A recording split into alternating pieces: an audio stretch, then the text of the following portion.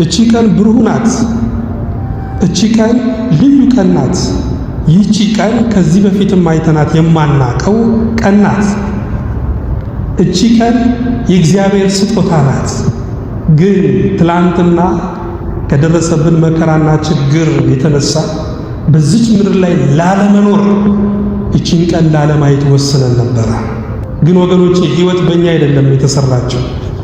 ለዛ ነው የኛ ቀቢጸ ተስፋ የኛ ተስፋ መቁረጥ ሕይወታችንን አይሰብረው። ሕይወት በሰዎችም የተሰራች ስላልሆነች በሰዎች ፉከራና ዛቻ ሕይወታችን አይሰበርም። ወገኖች የሕይወት ባለቤት ማን ነው? እግዚአብሔር ነው። ቀኑ ድል ነው።